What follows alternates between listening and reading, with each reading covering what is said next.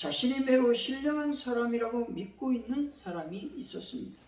그는 몹시 신령했으므로 기도할 때에 천사도 보았고 마귀도 보이곤 했습니다. 하루는 그가 열심히 기도하고 있는데 마귀가 그의 어깨를 짓누르며 그를 공격하면서 기도를 방해하는 것이었습니다. 그는 외쳤습니다. 이 악한 마귀야, 예수 이름으로 명하노니 물러가라. 마귀가 움찔하는 것이 느껴졌습니다.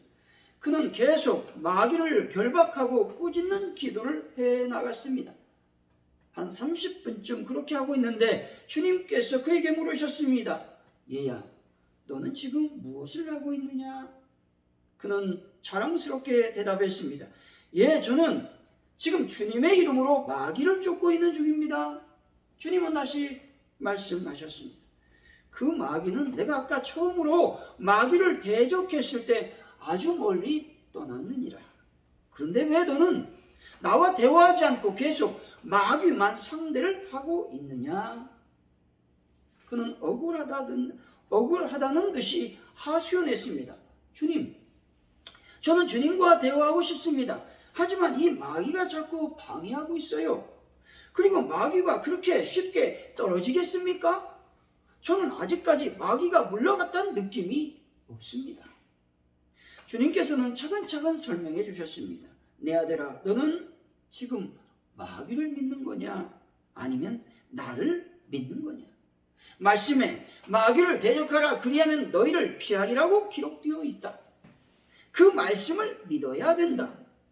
만약 내가 말씀보다 너의 느낌을 신뢰한다면 너는 결코 승리할 수 없을 것이며 하루 종일 마귀와 싸워야 할 것이다. 너는 너의 믿음의 근거를 말씀에 두어야 된다 라고 말씀했어요. 믿음의 근거는 우리들의 감정에 있지 않고 오직 하나님의 말씀에 있어야 합니다. 나의 감정은 때때로 나를 속이기도 하고 과대 포장할 뿐만 아니라 나를 뒤죽박죽 섞어 놓을 수도 있습니다. 하지만 하나님의 말씀은 결코 나를 속이지도 않고 나를 볼 수 있게 하는 거울이 된 것입니다. 믿음은 오직 하나님의 말씀에 근거해야만 하는 것입니다. 스미스라는 목사님이 아직 믿음이 없는 한 아이에게 복음을 전했습니다. 아이는 사람의 죄와 예수님의 희생 그리고 구원받은 삶에 대해서 차근차근 설명을 들었습니다. 그 아이는 그 자리에서 복음을 믿고 예수님을 영접했습니다. 그런데 그 다음 날 아이가 다시 교회로 스미스 목사님을 찾아왔습니다. 그래, 오늘은 어쩐 일로 왔니? 아이는 이렇게 말합니다. 오늘은 어머니를 모셔왔어요. 저희 어머니는 아직 구원을 받지 못했어요. 저에게 어제 했던 말을 어머니에게도 다시 해주세요. 목사님은 조금 놀랐지만 아이의 어머니를 모시고 똑같은 복음을 전했고 어머니도 그날 예수님을 영접했습니다. 그리고 다음날 아이는 다시 목사님을 찾아왔습니다. 안녕하세요 목사님, 오늘은 저희 할아버지를 모시고 왔어요. 할아버지에게도 복음을 전해주세요. 그리고 그날 할아버지도 예수님을 영접하게 되었습니다. 한 아이의 순수한 믿음의 전도가 온 집안을 구원했다는 말입니다. 예수 그리스도를 믿고 복음을 전한다면 반드시 구원의 역사가 일어나게 됩니다. 구원의 역사는 반드시 믿음으로만 가능한 것입니다. 사랑하는 성도 여러분, 하나님 말씀을 온전히 믿고 구원의 역사가 여러분 가정과 이웃과 친구들에게 일어나시기를 예수 이름으로 간절히 축원드립니다. 오늘 말씀은 부활 후 예수님께서 예수님의 부활을 믿지 못하는 도마에게 나타나는 장면입니다. 도마는 예수님께서 제자들에게 나타나셨을 때에 함께하지 못했습니다. 다른 제자들이 도마에게 자신들이 예수님을 봤다고 말합니다. 그런데 도마는 예수님의 부활을 믿지 못하는 것이죠. 그때 도마 앞에 나타난 예수님은 옆구리와 손에 있는 못자국을 보여주시며 믿는 자가 되라고 말씀하셨습니다. 오늘 본문을 크게 두 가지로 나누게 되면 24절에서 29절까지 이 도마에 대한 이야기가 등장합니다.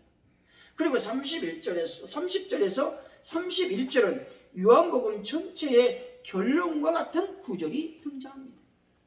그러나 이 두 부분을 하나로 묶어서 생각해 보면 결국 주님께서 우리에게 요구하시는 믿음이 무엇인가 분명해지는 것입니다. 그것은 바로 예수님에 관한 이 기록의 말씀의 내용들을 우리가 직접 보지는 못했지만 그것을 보고 믿으라고 말씀하고 있는 것입니다. 그런 믿음을 가진 자가 복된 자라고 말씀하고 있는 것이죠. 오늘 말씀을 통해서 믿음으로 행하라 라고 하는 제목으로 어떻게 하면 믿음으로 행할 수 있는지 하나님의 은혜를 나누도록 하겠습니다. 첫째, 예수님과 함께 있어야 믿음으로 행할 수 있게 된다는 것이죠.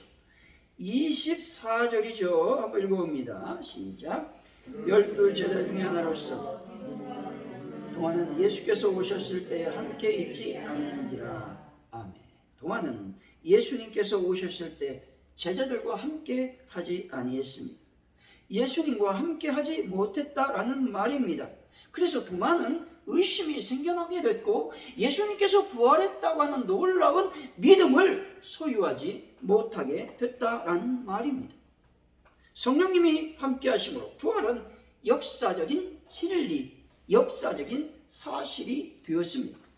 우리는 부활하신 예수님을 절대 통치자, 완전한 문제 해결자, 전능하신 하나님, 영원하신 창조주, 나의 주인이심을 확실히 믿어야 되는 것입니다. 근데 문제는 내가 주인이 되어 하나님과 예수님을 무시하고 짓밟는 악랄한 죄가 있으니 이것을 가슴 아파하며 회개해야 된다는 것입니다. 예수님을 주인으로 믿고 주님께 나 자신을 굴복시켜야 되는 것입니다. 여러분, 예수님과 함께하는 성도라면 주님께 굴복하고 주님의 말씀에 복종하고 주를 위해 살고 주를 위해 죽는 삶을 살아가야만 되는 것입니다. 믿음으로 사는 것은 예수님을 마음에 모셔들여서 예수님과 함께 사는 것을 말하는 것입니다. 예수님을 믿지 않는 삶은 예수님을 주인으로 모셔드리지 않고 함께 살지 않는 것을 말하는 것입니다. 예수님과 함께 살지 않으면 여전히 내가 주인이 되어서 살게 된다는 말입니다. 그래서 예수님과 함께 살지 않는 것이 가장 무섭고 끔찍한 죄라고 하는 것이죠. 늘 우리는 고민해야 됩니다. 나는 예수님과 함께 살고 있는가? 나는 예수님과 인격적인 관계를 맺으며 함께 살고 있는가? 나는 예수님을 주인으로 대우하며 함께 살고 있는가? 나는 예수님을 사랑하고 절대 복종하고 있는가? 고민해야 된다는 겁니다. 여러분, 내 마음, 내 생각, 내 뜻대로 살지 않겠다고 다짐해야만 예수님과 함께 살 수 있는 것이죠. 시편 55편 22절입니다. 내 짐을 여호와께 맡기라. 그가 너를 붙드시고 의인의 요동함을 영원히 허락하지 아니하시리로다 말씀하십니다. 예수님과 함께하는 자만이 자신의 짐을 하나님께 맡길 수가 있는 것이죠. 나의 모든 짐을 주님께 맡겨야 됩니다. 모든 짐을 어디로 가져가야만 되겠습니까? 바로 십자가 앞에 가지고 나아가서 예수님께, 하나님께, 성령님께 나의 짐을 맡겨야 되는 겁니다. 십자가 앞에 가지고 나가서 맡긴다는 의미는 자신의 무능력을 인정한다라는 말이고 하나님의 능력만을 구한다라는 말입니다.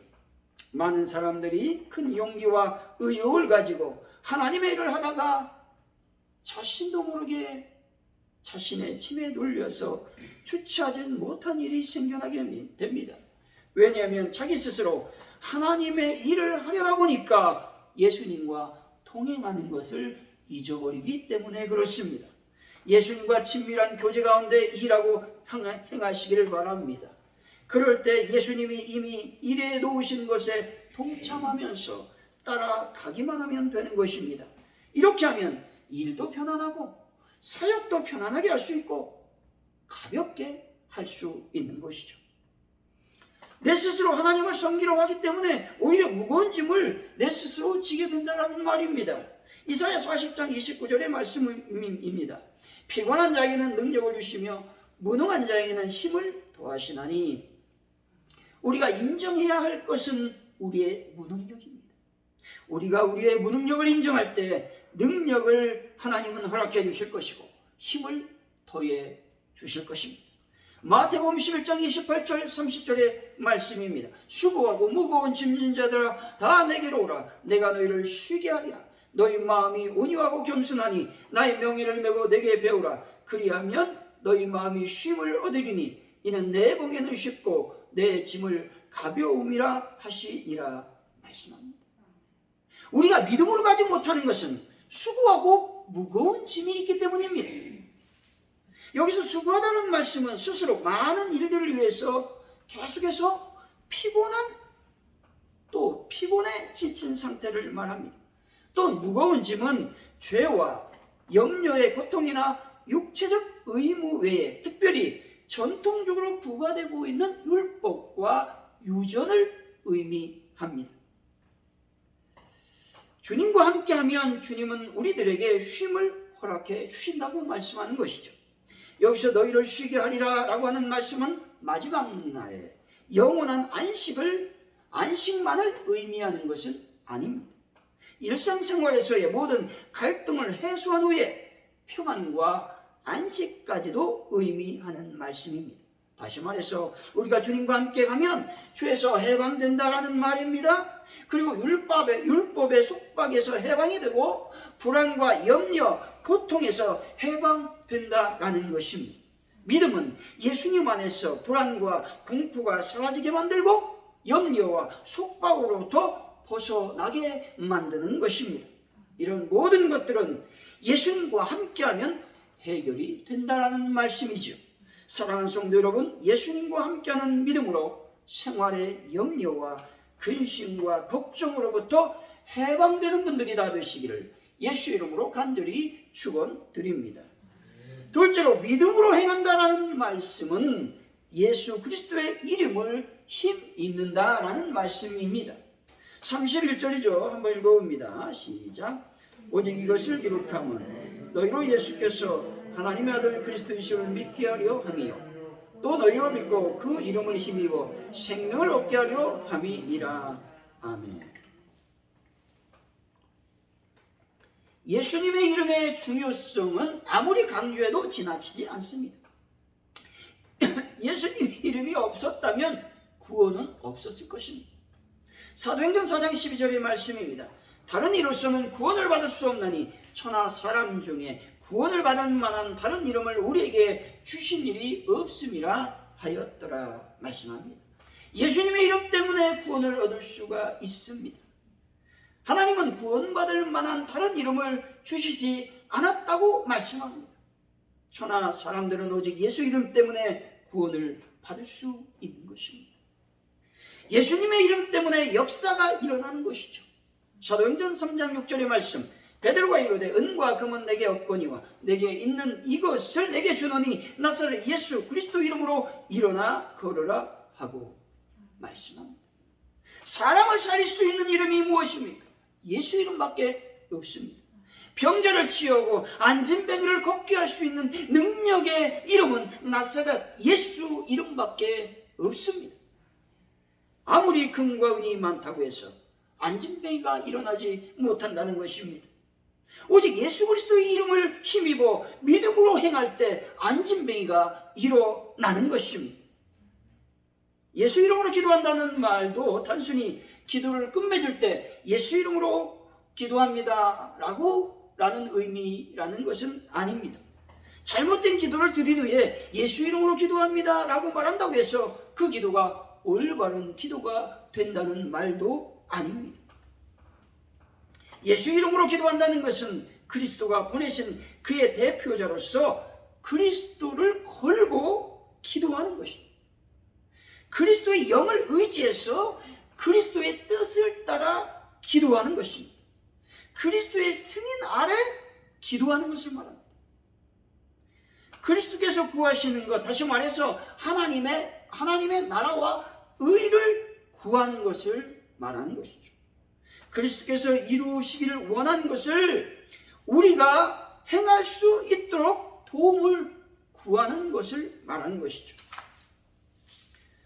우리 자신의 영광을 위해서가 아니라 오직 그리스도의 영광을 위하여 그 일, 즉 기도를 행하고자 하는 것을 말하는 것이죠.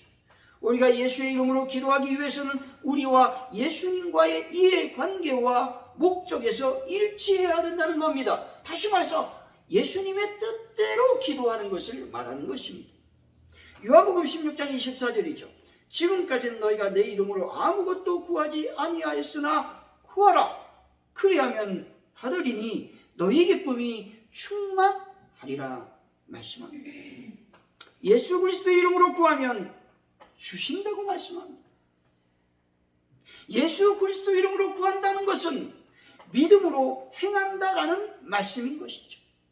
믿음으로 예수 이름으로 기도하면 하나님 아버지께서 반드시 응답해 주실 것입니다. 예수님은 다 이루었다고 말씀하시고 십자가에서 돌아가셨습니다. 예수님이 이루지 않은 것을 보면서 우리가 이루어주세요 예수님 라며 기도하는 것이 아니란 말입니다. 우리가 무엇을 구하든지 예수님께서 구하는 것처럼, 예수님께서 기도하는 것처럼 기도해야 된다는 말입니다. 예수님께서 이루신 것이기 때문에 믿음을 갖고 기도해야 된다는 말입니다. 예수님께서 다 이루셨다는 확신을 붙잡고 예수님이 구했던 것처럼 예수 이름으로 여러분이 구하시기를 바랍니다. 예수 이름 때문에 강하고 담대해지는 겁니다. 예수 이름 때문에 여러분 의심이 사라지는 겁니다. 예수 이름으로 구하면 마음에 기쁨이 충만하게 될 것이고 여러분 승리를 경험하게 될 것입니다. 여러분 우리는 이미 이긴 싸움을 싸우고 있습니다. 임마누엘의 예수님의 이름으로 구하시는 분들이 되시기 바랍니다. 무엇이든지 구하면 그대로 받는다고 하는 믿음으로 구하시기 바랍니다. 100% 응답되는 믿음으로 기쁨이 충만하게 구하시면 반드시 응답되는 것입니다. 사랑하는 성도 여러분, 믿음을 갖고 예수 이름으로 구하고 행함으로 하나님의 역사를 경험하는 분들이 다 되시기를 예수 이름으로 간절히 축원드립니다. 그렇다면 믿음으로 예수님과 함께 예수 이름으로 구하면 어떤 삶을 우리가 살 수 있게 되겠습니까? 바로 복된 삶을 살 수 있게 되는 겁니다. 29절 말씀이죠. 읽어봅니다. 시작. 예수께서 이르시되 너는 나를 본고로 믿느냐? 보지 못하고 믿는 자들은 복되도다 하시니라. 아멘. 복된 인생은 믿을 수 없는 중에 믿는 것입니다. 보이지 않는 것들을 보는 것처럼 믿는 것이 믿음인 것입니다. 복된 삶이란 결국 믿음의 삶인데 믿음의 삶은 하나님께서 기뻐하는 삶이라고 말씀하고 있습니다. 히브리서 11장 6절의 말씀이죠. 믿음이 없이는 하나님을 기쁘시게 못하나니 하나님께 나아가는 자는 반드시 그가 계시는 것과 또한 그가 자기를 찾는 자들에게 상 주시는 이심을 믿어야 할지니라 말씀합니다. 믿음이 있어야 하나님을 기쁘시게 할 수 있습니다. 그럼 무엇을 믿어야 되겠습니까? 하나님께서 우리 삶 가운데 존재에 계심을 믿는 겁니다. 하나님께서 아니 계신 곳이 없다라고 하는 것을 믿는 것입니다. 요한복음 14장 12절이죠. 내가 진실로 너에게 이르노니 나를 믿는 자는 내가 하는 일을 그도 할 것이요 또한 그보다 큰 일도 하리니 이는 내가 아버지께로 감이라 말씀합니다. 우리는 예수님께서 하신 일과 더 큰 일을 할 수 있습니다. 왜냐하면 예수님께서 다 이루어 놓으셨기 때문에 그렇습니다. 이것을 믿는 것이 믿음인 것입니다. 이런 믿음이 있을 때 신앙 고백이 나오게 되는 것이죠. 28절이죠. 읽어봅니다. 시작. 도마가 대답하여 이르되 나의 주님이시요 나의 하나님이시니이다. 아멘. 예수님께서 나의 주님이십니다. 나의 하나님이십니다. 도마가 고백하고 있는 것입니다. 복된 삶은 다른 것이 아니라 예수님을 나의 주인과 하나님으로 고백하는 것입니다. 예수님께서 나의 주인 되심을 인식하고 고백만 하게 된다면 인생의 모든 문제가 풀어지게 될 줄로 믿습니다. 예수님이 여러분들의 주인이 되시기를 바랍니다. 사랑하는 성도 여러분, 믿음으로 보이지 않는 것들을 보는 복된 인생을 살아가는 분들이 다 되시기를 예수 이름으로 간절히 축원드립니다.